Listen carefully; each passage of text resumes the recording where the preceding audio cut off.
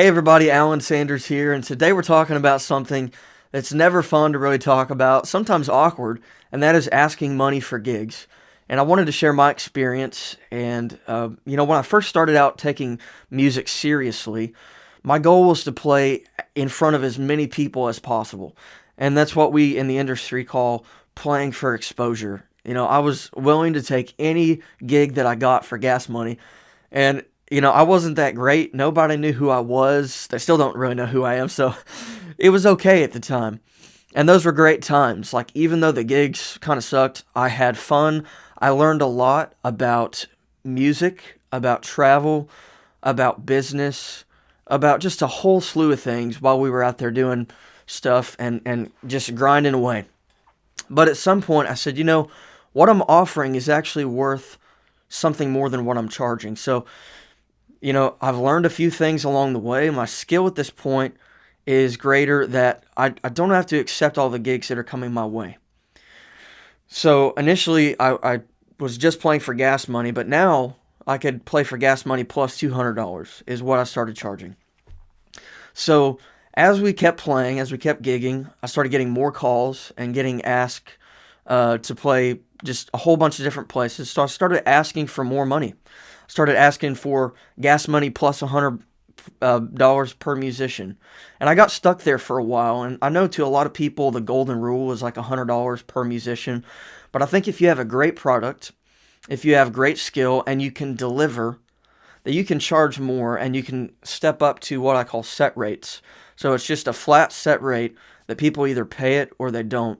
And the way that I look at it is, if I'm going to ask my entire band to drive anywhere between 1 to 6 hours to set up a PA, to play a show, to sell things, to do all these things, it needs to be worth their while. And that's kind of where I'm at. So in the span of 6 years, I went from gas money to set rates. And I think if you have a hard time asking for money, you really should start by assessing where you are. And really be honest with yourself. Like, are you at the beginning of your music career? Are you actually at the level that you think you are? And if you're at the beginning, there's nothing wrong with just playing for gas money and getting the experience. But if you're at a higher level, and if you value your craft, if you value the people around you, do not hesitate to ask for more.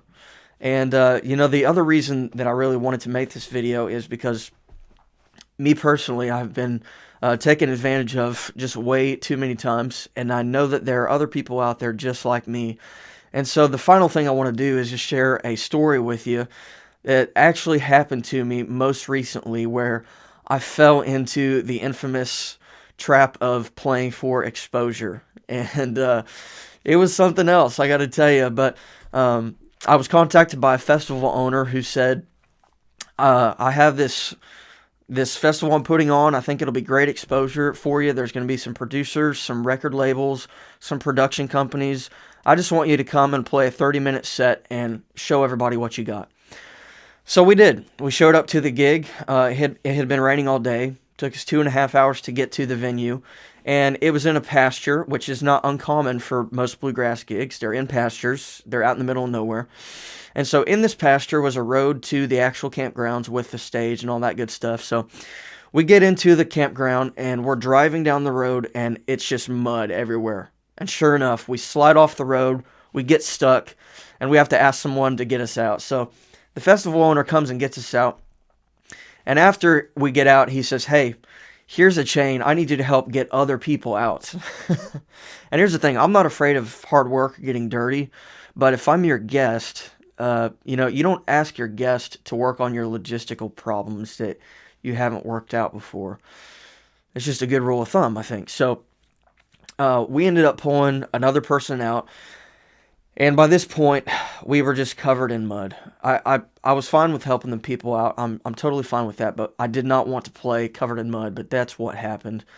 And about that time, the sound guy pulls up and says, "I'm not going to bring my gear into the venue because it's so muddy." So he and the venue owner talk, and they decide to move the entire festival 45 minutes away to a new venue. So it's noon by this point, and we're supposed to play at 1:30. So we get to the new venue, and the owner has no idea what's going on. She doesn't know why we're there or anything like that. So we have to sort it out, and eventually they get it sorted out. We take our stuff in, and there's 2 stages in the venue. There's a large one and a small one, and of course we get put on the small one, and I'm fine with that. We're still playing at least, so that's good. And as we're sound checking, the main stage is actually tuning the PA, playing this really loud music, and doing all kinds of other stuff. And we can't hear anything. It's so much louder. So I asked the sound guy. I said, "They're not going to be tuning the PA in there and doing this while we're playing, are they?" And he says, "Yes." And I think that's just really it's really disrespectful to be playing over somebody's set while you're doing that. So we just started playing.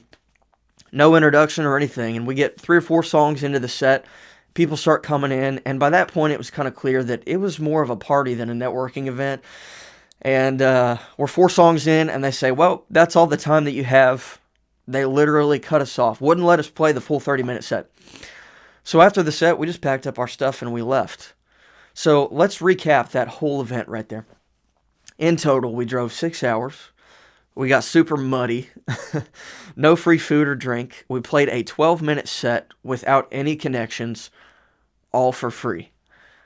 And I tell you all this so that you won't make the same mistake, and hopefully it won't happen to you.